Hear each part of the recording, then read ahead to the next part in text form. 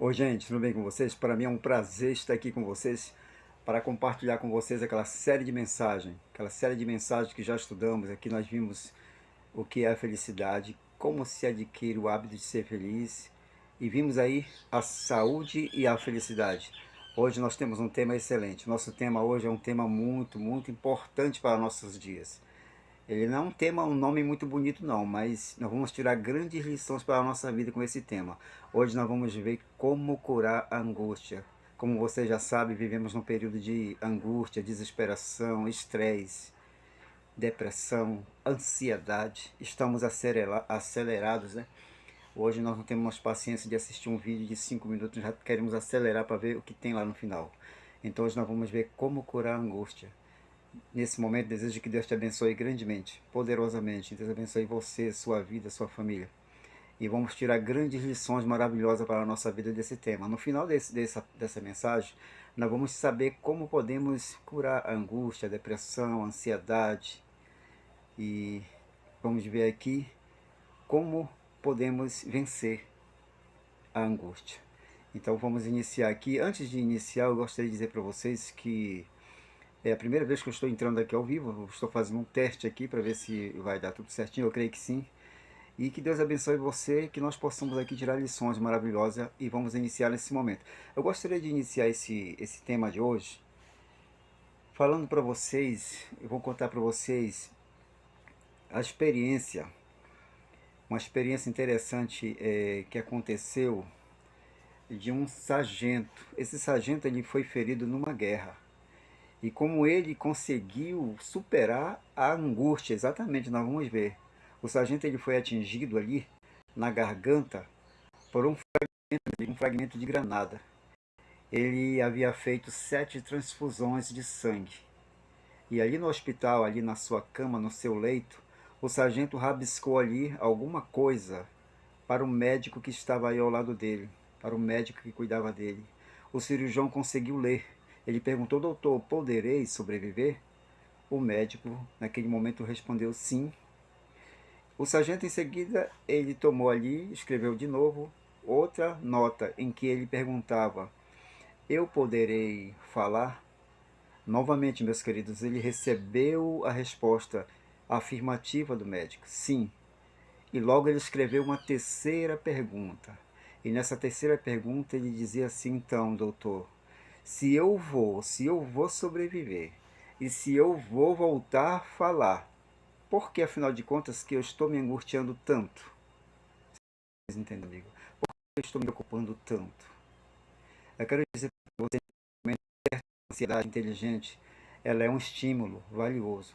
Leva a pessoa a prestar melhor atenção, a estar alerta e fazer esforços necessários, mais eficazes, para dominar as situações que se apresentam na vida, não é verdade? Ou para prevê-las ou preparar-se para elas.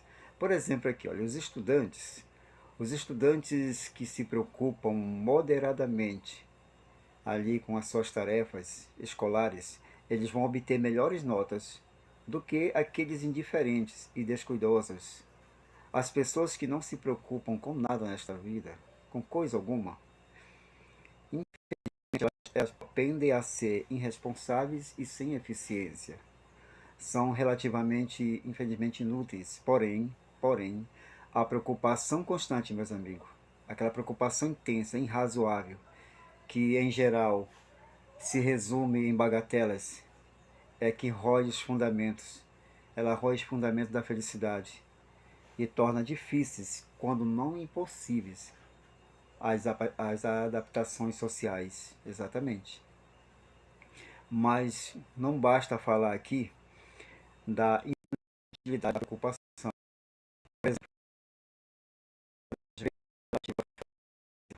que um médico ele se aproxima ali do paciente e diz a seguinte coisa: olha, Senhor, o Senhor não tem nada. O Senhor se preocupa demasiado. Isso, porém, não vai ajudar muito aquela pessoa, aquele paciente. O que a pessoa necessita é que se lhe faça ver a maneira em que ela pode abandonar a sua preocupação, a sua preocupação inútil.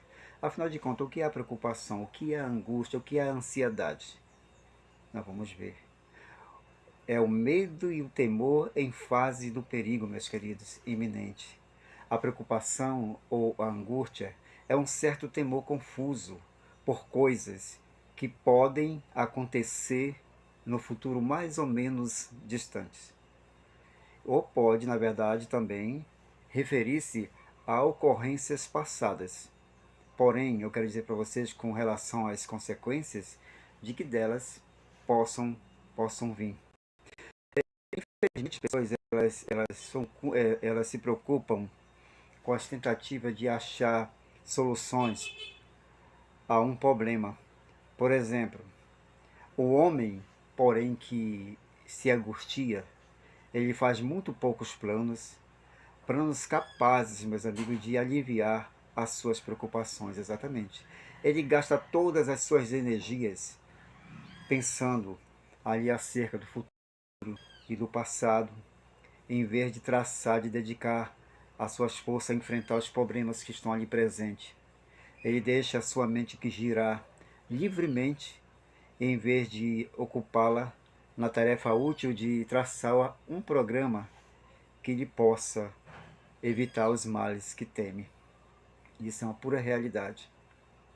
A ação, ela é o melhor remédio.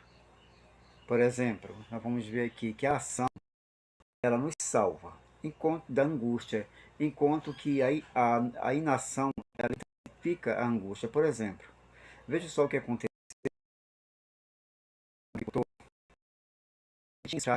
Ele tinha um cavalo que já não lhe servia de poço. O agricultor achou ele lá e como ele tinha a ideia mesmo daquele poço, ele pensou em fazer as duas coisas ao mesmo tempo. Ou seja, aterrar o poço e desfazendo-se ao mesmo tempo do velho animal. Então aquele agricultor começou então a jogar pasadas de terra no poço, mas o animal não querendo morrer. Ele ia se mexendo e em seu movimento de pé, ele ia socando ali a terra que lhe ia caindo em cima. Assim, gradualmente, o poço se foi enchendo de terra. E o animal, socando debaixo das patas, ele ia ao mesmo tempo subindo cada vez mais, até que finalmente ele pôde sair da cova. A lição que nós podemos aprender aqui é esta. O agricultor, ele quis enterrar o cavalo. Este, porém, não aceitou a sorte ingrata. Você e eu, meus amigos, também podemos nos achar num poço de desalento, com nosso ânimo atacado pelas angústias e pelas aflições. Na verdade, mas não necessitamos, meus amigos, deixar-nos sepultar por elas. A melhor maneira de multiplicá-las consiste em nós não fazermos nada, exatamente nada. Ao passo que enquanto nós pomos a fazer alguma coisa, com certeza, para evitar que se produza o que nós tememos, com certeza a angústia ela vai nos abandonar. Por exemplo, vejam também o que aconteceu com este homem. Esse homem ele era um homem importante, um comerciante muito importante de frutas, que costumava comprar sempre de 10 a 15 vagões de laranjas por vez. Confessa ele mesmo que ele costumava sentir muitas aflições e preocupações por seus pedidos.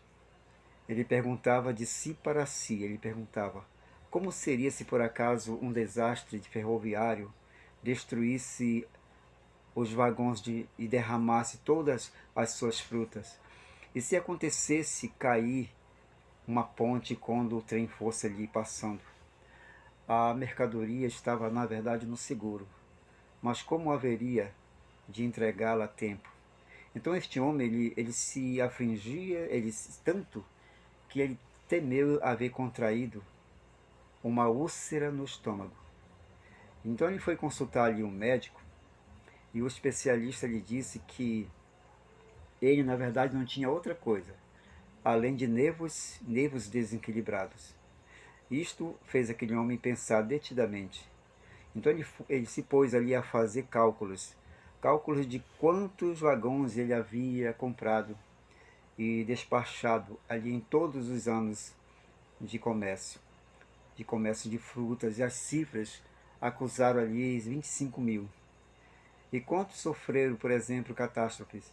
Talvez 5, quer dizer, um em cada 5 mil, por essa única probabilidade, 1 em 5 mil. Então não valia a pena ele contrair úlceras. E quanto à possibilidade também de cair ali pontes, nunca havia acontecido. Não sequer perdido um vagão sequer. Então essas comprovações, meus amigos, bastaram para curar aquele afamado comerciante de sua tendência de amofinar-se ou angustiar-se por qualquer coisa. Vejam só também uma outra história. Uma das histórias mais dramáticas. O homem que contou essa história, ele se encontrava a bordo de um submarino em março de 1945, de frente ali da costa da Indochina, com outros 87 homens a 83 metros de profundidade. E ali ele aprendeu a sua própria confissão, a maior lição de sua vida, meus amigos. Vejam só, o submarino ele sofreu vários ataques com profundidade durante ali 15 horas. Para escapar a semelhante ataque, deve o submarino descer mais que 150 metros. Porém, ali aonde o submarino se encontrava, onde ele estava, a profundidade ela não alcançava senão 83 metros. Estando ali, assim, aqueles tripulantes, sem muitas probabilidades, meus amigos, sem muitas probabilidades de sobreviverem aos ataques de bomba que estavam sendo alvo. Qualquer carga que rebente a 5 metros do casco de um submarino, com certeza abre um buraco imenso nele. E foram dezenas as cargas que explodiram dentro de um raio de cerca de 15 metros apenas.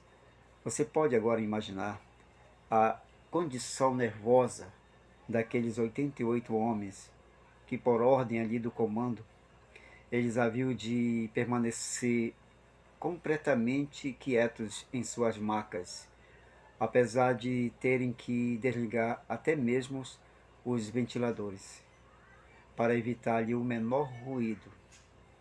E a temperatura ali, com isso, ela subiu para 40 graus centígrados, contou um sobrevivente, que ele tremia os seus dentes e lhe batia os queixos. E estava encharcado de suor gelado. Aquelas 15 horas, disse ele, me pareceram 15 milhões de anos. Toda a minha vida, ela passou diante de mim. Ele se lembrou ali de todas as coisas, me lembrei de todas as coisas mal que eu fiz, disse ele. Eu me lembrei também todas as coisas insignificantes com que eu me angustiava, me afligia.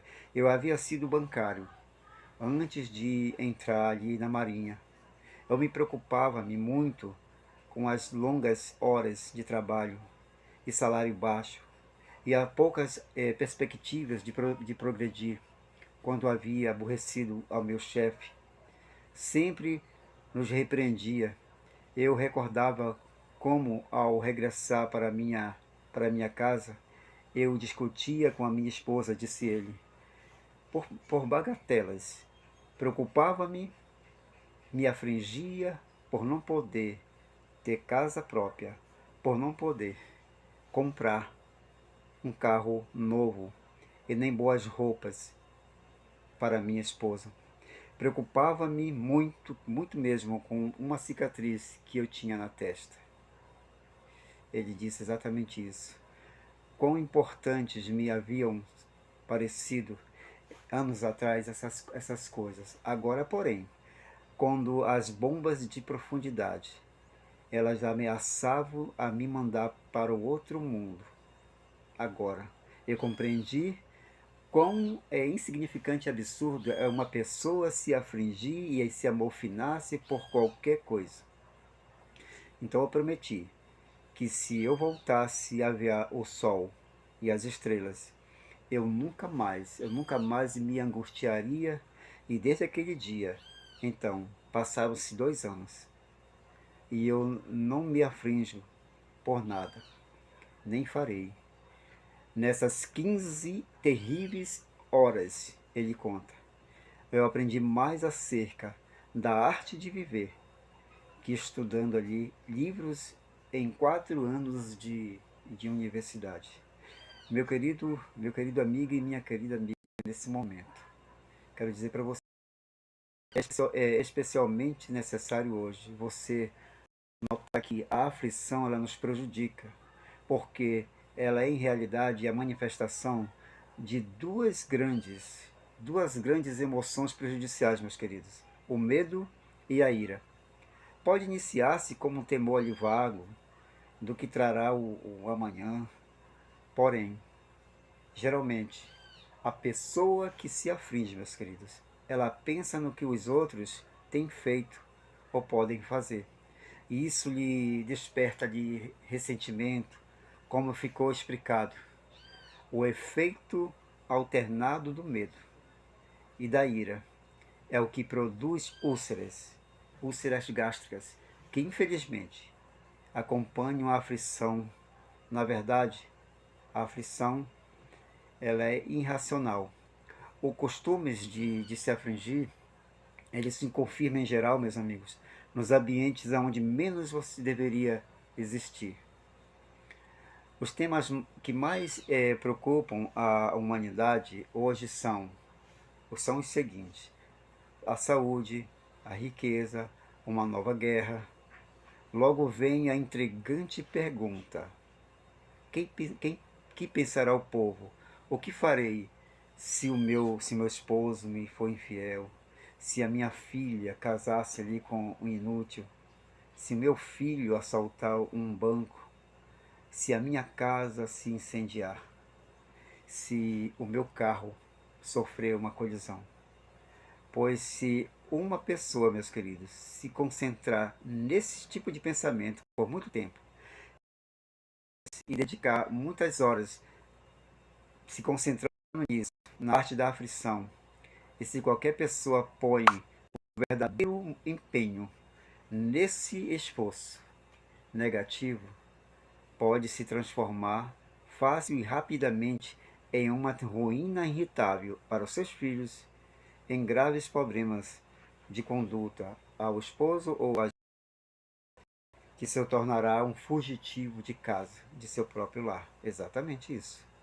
E eu quero dizer para vocês que, por estranho que pareça, há aflições e aflições. Por exemplo, nós vamos ver o caso da senhora B. A senhora B notou que seus filhos estavam tornando-se o terror a si mesmo,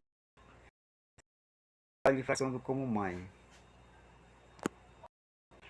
Preocupada com essas aflições, ela começa a assistir conferências sobre psicologia infantil. Ela lê livros sobre o assunto, sobre a conduta ali pré-escolar. Ela observa os filhos e com nova objetividade e muda sua atitude irreflexível para dar amor que lhes faz falta. Esta é uma aflição construtiva, que se multiplica, que se deve multiplicar na verdade. Agora, por outro lado, vamos ver aqui a senhora, vamos chamar de senhora F. A senhora F, ela fica até altas horas da noite, meus amigos, perguntando de si mesma se terá fracassado, se terá o suficiente dinheiro para comprar um carro novo, aos preços, aos preços fantásticos do momento.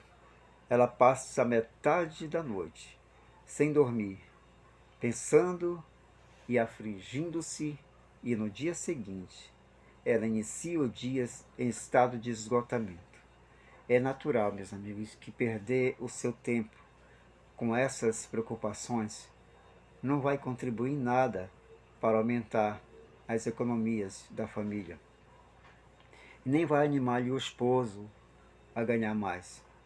Vai esgotar o seu esposo. E com certeza, né, na verdade, então, como podemos ver, dissipar a frição da nossa vida é muito importante mesmo. Vejamos agora o exemplo de outra mulher. Essa mulher, ela se aflige tanto que chega até a ter medo que possa perder a saúde, o esposo e a razão. E assim sucederá com certeza, provavelmente, se ela não deixar logo o costume de se afligir. Então, o que devem fazer as muitas vítimas da aflição?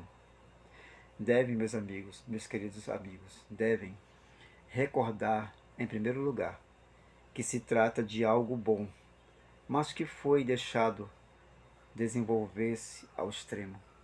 Como diz o psicólogo David, a previsão é essencial para viver inteligentemente, mas quando a apreensão se deixa reger pela ansiedade nervosa e a imaginação desentronizada pelo temor, a aflição nos prejudica. A doutora Lydia Gibson, psiquiatra, especializada em estudos relacionados com o trabalho industrial, ela diz que de cada 5 casos de distúrbio nervoso, olha só, 4 se iniciaram com o da pessoa se afligir. Ela acredita, além disso, que de cada 10 acidentes industriais, 9 desses acidentes podem atribuir-se à falta de atenção por causa da aflição. E vejam só isso. Vários especialistas no campo das preocupações, eles recomendam uma técnica que tem dado bons resultados. Eis o que eles recomendam. Eles dizem, sente-se e faça uma lista das piores coisas, desastres que a pessoa imaginar que venham ali a suceder. Por exemplo, poderia você suportar a perda de sua casa por um incêndio? Será que poderia você ver um membro da família morrer lentamente de enfermidade espantosa? Será que poderia ver seu filho único ficar inválido por um desastre de automóvel? Ou por um ataque de paralisia infantil? Poderia suportar você o quadro do esposo sendo internado no manicômio? Esses, com certeza, meus amigos, seria o verdadeiro desastre.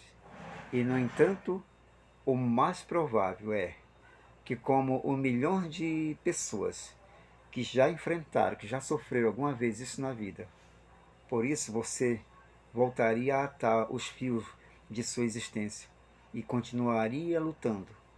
Pois bem, se você absoluta, com maior razão, com certeza, você haverá de suportar as pequenas calamidades que poderiam suceder na sua e na minha vida, não é verdade? Em tal caso, então, para que se afligir? Por que se afligir, então? Um plano de ação, meus queridos, é melhor. Um plano de ação é o melhor método. Outra maneira de destruir a aflição e a angústia consiste em eliminar os seus motivos. Temos que nos lembrar de que a preocupação aguda e prolongada, seja ou não justificada, ela está relacionada, meus queridos, com um desses temores: o medo da enfermidade, o medo do fracasso ou da perda do amor. A aflição ela é incurável enquanto não se destrói o temor. Faz um século que Emerson ele escreveu o seguinte: fazei o que você teme, e o temor morrerá. E seu conselho ele continua com certeza tendo real valor. E hoje para nós temos que vencer primeiro o nosso temor e arrancá-lo de seu escuro esconderijo e expor ele ali à luz. Uma vez que você e eu façamos isso, nós vamos perguntar a nós mesmos, afinal de contas, o que era afinal que eu estava me angustiando, me afligindo. E não se deve pensar, meus amigos, que esses conselhos se aplicam somente à psicologia feminina. Não, nós homens, nós não vamos nos assustar talvez com um rato, mas também, meus queridos, há entre os homens o costume da aflição, alimentar-se de pequenos e grandes temores. E os conselhos que lhes cabem quanto a curarem-se do hábito de se afligir consiste no que resumiu uma vez certo professor ao conversar ele com um jovem que chegou a ser grande engenheiro. Primeiro, descubra qual é precisamente, exatamente o problema que está te dando, afligindo, que está te angustiando. Depois descubra a causa desse problema. E em seguida, faça algo, meus queridos, construtivo para resolver o problema. Exatamente. Isso é importante. A doutora Giberson, ela basicamente, ela diz que a aflição tem suas raízes na indecisão. Nós, por exemplo, nos afligimos acerca de assuntos monetários porque não estamos seguros de nossa situação. Nós nos afligimos às tarefas que não inacabadas porque não podemos decidir qual delas vamos atacar primeiro. Nós nos preocupamos, meus queridos, com as enfermidades, sabe por quê? Porque nós ainda não tomamos a decisão de consultar um médico, um especialista, exatamente. A indecisão crônica, ela culmina em frustração. E o produto final da frustração, o que é? É um distúrbio nervoso. Vejam só isto. Durante 15 anos, um gerente geral de um grande jornal em Nova York, ele dedicava metade de cada dia entrevistando ali os seus funcionários, que se mostravam preocupados em ajudá-los a resolver os seus problemas.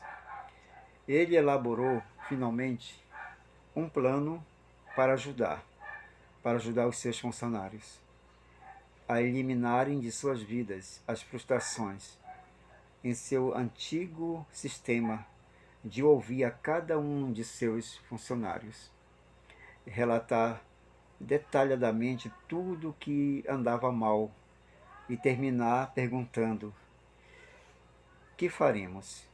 O gerente implantou ali a seguinte regra: todos os que desejassem apresentar um problema, eles deveriam fazer e preparar primeiramente um memorando e responder as seguintes perguntas. Primeira, qual é o problema? Quais são os fatos a respeito? Terceiro, que soluções alternativas tem? 4. Que recomenda você? Meus queridos, os funcionários que se haviam concentrado ali em seus problemas e também nas suas soluções que podiam receber, não necessitavam agora mais pedir ajuda do gerente.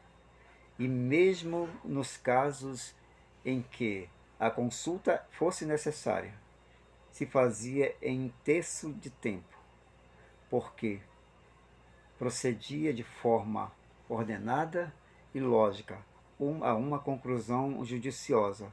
E naquele estabelecimento ali se consome menos tempo com aflições e angústia e conversações acerca do que é mal, do que é negativo, e se dedica mais tempo à ação para corrigir ali o problema. Em verdade, os antigos sábios da China, eles se expressaram com muito acerto quando eles criaram o seu próprio provérbio que diz assim: melhor é você acender uma vela que maldizer as trevas. Nós, meus queridos, não devemos carregar o peso do mundo, exatamente. Em seu livro Formação Eficaz da Personalidade, o Igan Roth chega até a sustentar, a dizer a tese seguinte: eles dizem que o homem infeliz é aquele homem que nasceu com preocupações ou com aflições. Está sempre pronto para ir em busca de algo novo para se afligir. Se não há em sua vida nada que o cause angústia e aflição, ele busca noutra parte, exatamente. Impressionante. Pareceria até exagerado, né, afirmar que uma pessoa que deve pode criar situações provocadoras de aflição, mas é um fato, e todos nós conhecemos uma outra que parece ser sobre os ombros o peso do mundo, exatamente. Tem muitas pessoas assim. E que anda ali de cabisbaixa, com marcha desta instituição ou daquela, da qual não é diretamente responsável. Não tem confiança na direção que lhe dão os que são seus administradores, e que na sua mente existe a dúvida de que o Criador, Deus, fez acertadamente as coisas a princípio, ou que possa corrigi-las. É o tipo de homem que se crê indispensável e que não sabe como irão as boas obras nas quais se interessa. Esse tipo de pessoa, meus queridos, necessitaria da franqueza e das perguntas que certo criado, piedoso, ele fez uma vez para o seu amo. Era no século mais ou menos 17, quando se viajava em diligência, e às vezes nas pousadas havia poucas comodidades. Em certa ocasião, o amo e o seu criado tiveram que se acomodar no mesmo aposento. O amo, ele era um personagem importante da Inglaterra e que levava pesadas responsabilidades, pois viajava nesse momento ali pelo continente em cumprimento de uma missão diplomática, ali uma missão especial. Ele tanto sentiu o peso dela que passou a ter insônia. Ao ouvir como suspirava e se virava na cama de um lado para o outro,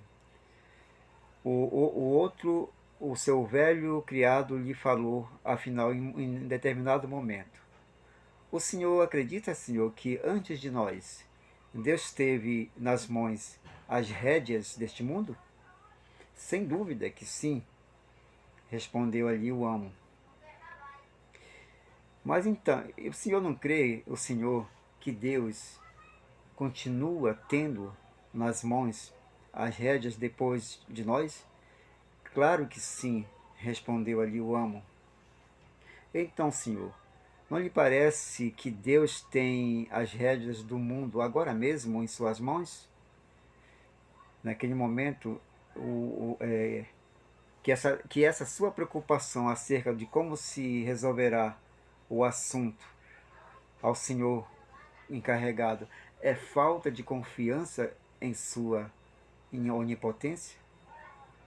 Você tem razão, disse o amo ali para aquele homem. Meus queridos amigos, a correta avaliação aqui, meus amigos, é necessária, muito necessária.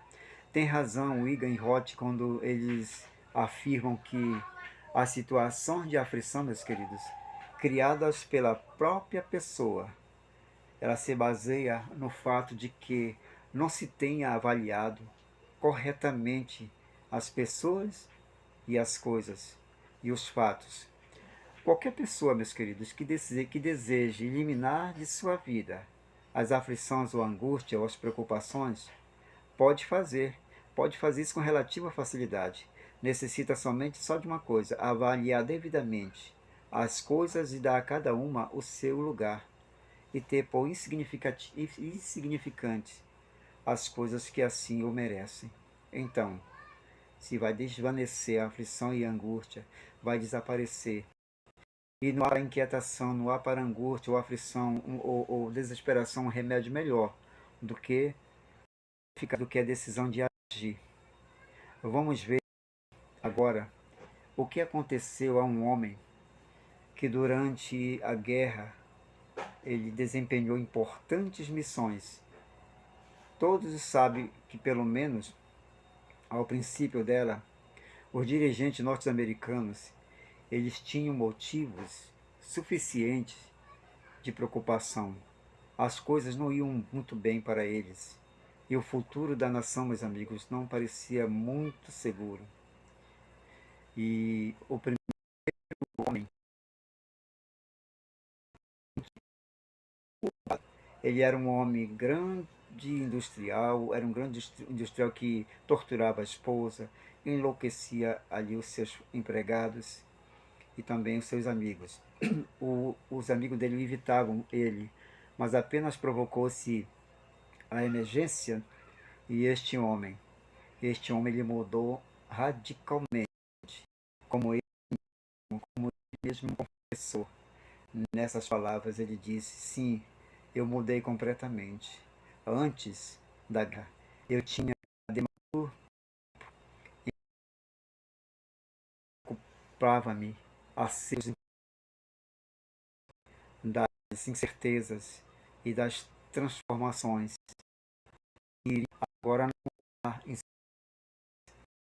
e eu estou demasiadamente ocupado para inquietar-me por aquelas coisas.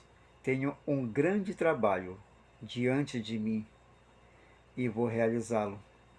Vou realizá-lo com as mangas arregaçadas, disse ele. Nós vamos ver agora, meus queridos, o exemplo de um outro homem, que esse homem ele era também um importante industrial, que teve de ocupar um cargo de grande responsabilidade. E ele se sentia apavorado em face da magnitude da tarefa, conforme confessou durante semanas. Ele diz que ele esteve lutando impotente com problemas e complexos, sentindo-me desesperado e perdido, num vasto labirinto absolutamente deprimido. Mas acontece que um dia, enquanto eu observava um jovem limpador de vidraças, executando ali a sua tarefa, eu perguntei-lhe se com as centenas de janelas que tinha ali no prédio, ele não se confundia às vezes. Ele me respondeu assim, da seguinte maneira: por que me haveria de confundir-me, Senhor? Disse ele, disse aquele jovem sorrindo. Eu limpo uma janela de cada vez. Ele disse, esta era a resposta às minhas orações. Disse ele mais tarde, o grande industrial pôde-se dominar a mais complicada acumulação de problemas. Se nós eliminarmos um a um, passo a passo, meus queridos. Agora, aquele homem diz assim, eu me concentro no dever único que está aqui diante de mim. Ele diz isso sem pensar nas horas, nem ainda nos dias ou semanas que me esperam. Eu curei-me do temor e da aflição. E nós vamos ver agora, meus amigos, meus queridos, alguns passos que você e eu nós podemos dar para nós nos livrarmos da angústia, da aflição e do costume de se afligir.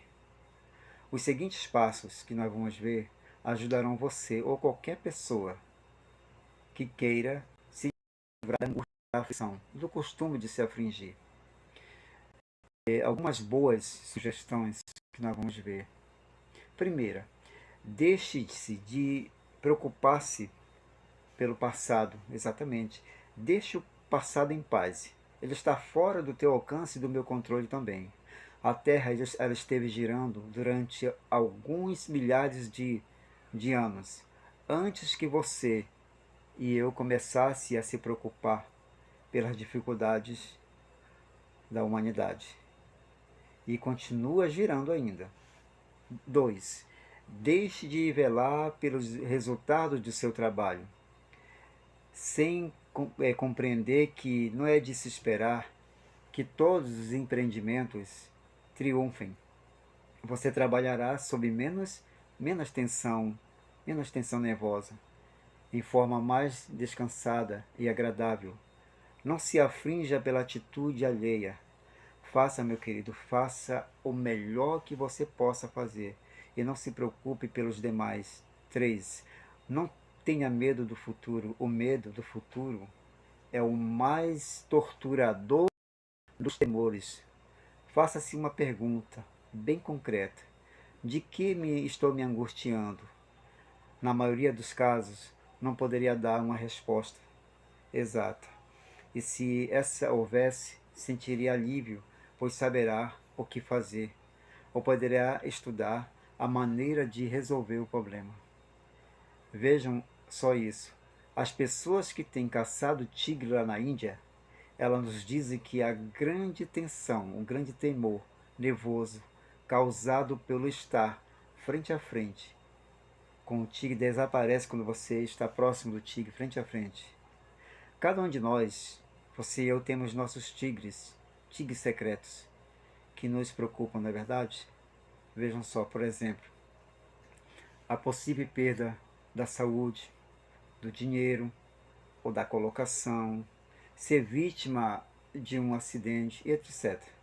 Nós devemos nos preparar para enfrentá-los e não teremos tempo para nos afligir.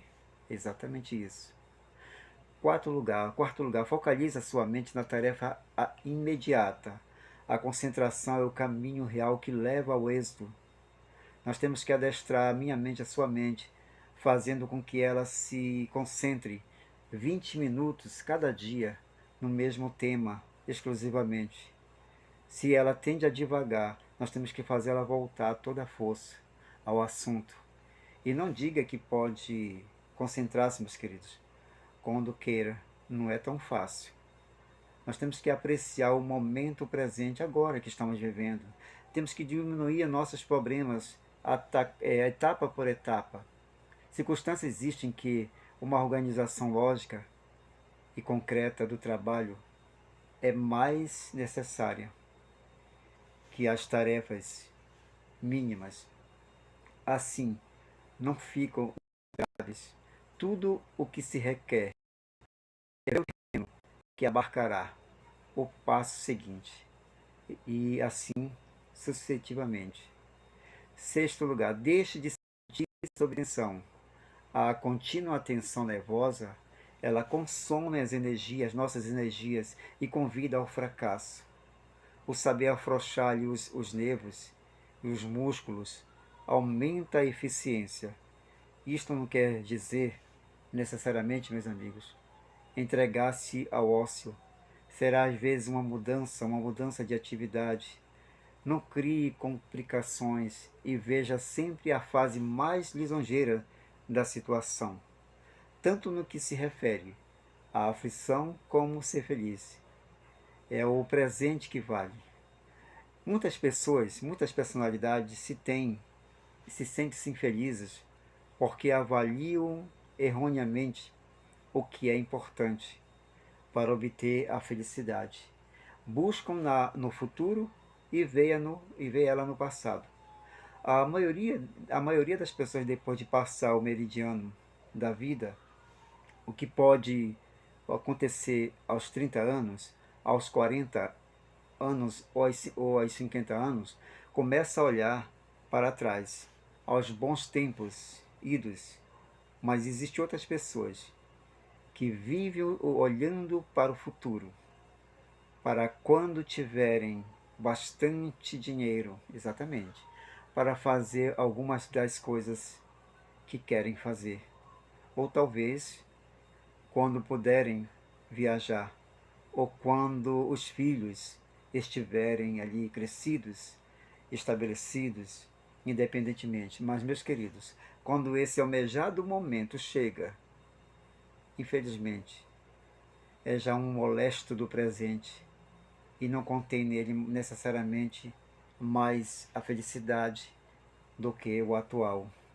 Existem outras pessoas que têm aprendido o verdadeiro segredo de obter a felicidade, que consiste em extrair a essência dela não no futuro e nem do passado, mas, meus queridos, mas agora, de cada dia presente. Um homem muito idoso, prudente, sábio, que viveu plenamente até quase 90 anos, ele observou certa vez que o segredo do êxito ele se encontra em unidade de 15 minutos, exatamente, de tempo. Ninguém, por exemplo, nem sequer o mais ocioso, dispõe de uma provisão limitada de tempo. Porém, cada um de nós tem durante o dia períodos de 15 minutos, nos quais você e eu podemos aperfeiçoar-se ou fazer as coisas que queremos fazer, ou simplesmente ser feliz. Exatamente. Naturalmente, este não é um segredo, mas uma verdade muito antiga que necessita ser reiterada, mais que aprendida, meus queridos. Os homens e também as mulheres prudentes de todos os tempos têm aprendido que, se alguém quer ser feliz nesta vida, há um só momento para isso, a saber, agora, o momento presente, o momento atual. Um ser humano regido pelo egoísmo a maior parte do tempo, que pensa em si mesmo, muito mais do que em qualquer outra pessoa, e que se concentra principalmente em suas ideias e interesses egoístas, ele encontra a maior facilidade, a maior felicidade, quando ele se esquece de seu egoísmo e se torna altruísta no que se refere a si mesmo e seus bens e seus pensamentos. Tudo o que se aplica à falta de felicidade, meus queridos, se aplica à aflição e angústia, que é tão grande fator de desdita. Se concentrarmos a nossa atenção, meus amigos, para ver e desfrutar a felicidade que está ao alcance de nossas mãos, não divagará pelos campos do passado, aonde cometemos erros e nem do futuro, aonde talvez nunca chegaremos. Se nós acostumarmos a gozar de cada momento e extrair a felicidade do presente, à medida que a bondade de Deus nos traz, iremos vendo que é inútil afligir-se pelo dia de amanhã e se angustiar. Esse dia também trará os seus momentos felizes, se nós estivermos dispostos, meus amigos, a vê-los e desfrutá-los. Nós não devemos procurar viver 2 dias de cada vez. Não é necessário que nós nos aflijamos pelos problemas de hoje e os de amanhã. Hoje, mais que no passado, tem a aplicação às palavras do grande Mestre Jesus. Não vos inquieteis pelo dia de amanhã, disse Jesus, porque o dia de amanhã cuidará de si mesmo. Basta cada dia o seu mal. Eu fui moço, agora sou velho, mas nunca eu vi desamparado um justo e a sua descendência mendigar o pão. Declarou Davi em nenhum de seus salmos: a tua força, ela será como os teus dias. É a promessa que nos faz as Escrituras Sagradas, meus queridos. É muito importante. O auxílio da fé também é muito importante para sermos felizes, para vencer a angústia, como disse o Dr. Arthur. A pessoa que se aflige pelo dia de amanhã, olha só, ela não tem em realidade fé em Deus, exatamente. Ela está dizendo de fato, Deus não vai me cuidar de mim amanhã, eu devo me preocupar hoje. A pessoa que se preocupa pelo futuro, ela diz realmente, eu não creio que Deus me ame, eu terei que levar as minhas cargas futuras. E as cargas de amanhã acrescentadas, meus amigos, com as cargas de hoje, meus amigos, elas vão nos debilitar física, espiritual e mentalmente. Afligir-se e angustiar-se é interesse adiantado que se paga sobre as cargas de amanhã. Temos que vencer nossas aflições e angústia hoje. E quando chegar o dia de amanhã, meus amigos, nós teremos forças o suficiente para resolver os seus problemas. Sobretudo, nós nunca nos devemos esquecer de que, como disse com acerto a concisão certo autor, o altruísmo ele pode vencer a falta de felicidade. E não é exagerado dizer que o altruísmo e a abnegação matarão toda a angústia e aflição e a preocupação. Ambas as asserções se justificam diante do caso de um autor anônimo que ele se referiu numa revista comercial, à sua interessante invenção, com o objetivo de demonstrar que muitas pessoas têm aprendido que sua infelicidade continuou até que essas pessoas começaram a dar alguma coisa, seu dinheiro, suas ideias, seu tempo. Parece que esse homem, em particular, ele era avaro com as suas ideias. Ele queria viver delas. E quando imaginava alguma coisa que podia ser útil a algum comerciante, ele ia procurá-lo e tratava de vender a sua ideia. Um dia ele decidiu oferecer-lhe a sua ideia de graça para qualquer pessoa, durante um período, durante um mês, a qualquer pessoa que melhor pudesse beneficiar-se com aquela ideia. Como ele tinha uma mente muito fértil, ele começou a dispensar ideias. Tão rápido se apresentava uma ideia, ele a escrevia e mandava ao homem ou à firma que pudesse aproveitar a sua ideia. E ao passo, meus amigos, que ele deixava bem claro que ele não queria nenhum centavo por isso. E como o seu esforço, como resultado deste homem, ele começou a inundar a sua vida numa felicidade qual não havia conhecido antes. E não só isto, ele beneficiou-se também materialmente, ele conquistou amizades e travou novas relações e novos clientes. O altruísmo lhe trouxe prosperidade e esta, como é bem sabido, suprime muitas causas de angústia, aflições e preocupações. Na verdade, na religião sincera se acha o segredo do sucesso, do triunfo sobre os temores, as angústias e aflições. Quando estamos cansados e chegamos ao limite de nossa força, muitos somos os que nos voltamos para Deus em nossa desesperação. Mas por que nós esperamos tanto tempo para ir até Deus? Por que não fomos logo renovar nossas forças diariamente? Para que esperar tanto? Vejam o que este homem fez. Ele disse que o seu nome é Dali. Ele diz que durante anos eu tenho seguido o costume de entrar em igrejas que estão vazias pelas tardes dos dias da semana. Ele conta que quando ele sente demasiada pressa para dedicar alguns minutos e pensar em coisas espirituais, eu digo para mim mesmo, aguenta um pouquinho aí, Dali, aguenta um pouquinho. Por quê? Porque tanta pressa, tanta excitação, homenzinho. Necessitas deter-se e adquirir perspectiva. Ali, em tais momentos, ele conta que ele entra frequentemente na primeira igreja que ele encontra. Ali, ele se ajoelha de dentro, fecha os olhos e ora, e ele recorda que ele estará morto dentro de, talvez, 30 anos, ou mas que as verdades espirituais de Deus são eternas. Ele diz: eu encontro que isto acalma meus nervos, repousa o meu corpo, aclara a minha visão e me ajuda a estimar os valores. E é muito importante, meus queridos, saber estimar os valores.